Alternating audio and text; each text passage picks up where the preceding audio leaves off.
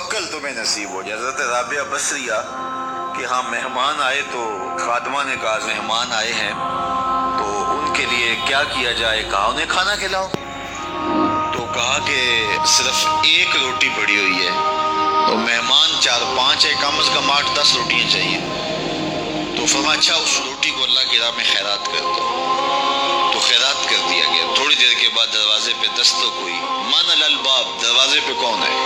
کہا فلاں کا فرستادہ غلام ہوں، میرے آقا نے آپ کے لیے کھانا بھیجا ہے۔ خادمہ نے کھانا وصول کیا اور کپڑا اٹھایا، گنا تو 4 روٹیاں تھیں، تو کہا جلدی جلدی اس کو واپس کر دو، اس کے آقا نے کسی اور گھر بھیجا ہوگا، یہ غلطی سے ہمارے گھر آ گیا۔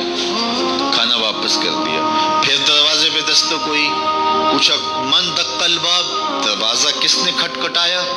کہا فلاں کا فرستادہ غلام ہوں۔ خادمہ نے کھانا وصول کیا، حضرت رابعہ نے کپڑا اٹھایا تو گنا تو 6 روٹیاں تھیں، کہا اس کے آقا نے کسی اور ہاں بھیجا ہوگا، یہ غلطی سے ہمارے گھر آ گیا، کھانا واپس کر دیا۔ پھر دروازے پہ دستک ہوئی تو پوچھا دروازے پہ کون ہے؟ کہا فلاں آقا کا بھیجا ہوا غلام ہوں، اور انہوں نے کہا یہ کھانا حضرت رابعہ کو دے کے آنا ہے، تو خادمہ نے وصول کیا، حضرت رابعہ نے کپڑا اٹھایا، گنا تو 10 روٹیاں تھیں، کہا ہاں یہ کھانا ہمارا، اس کو رکھ لو اور مہمانوں کو کھلا دو۔ کہا حضرت پہلے 2 بھی تو آپ کا ہی نام لیتے تھے اور اسی دہلیز پہ آئے تھے۔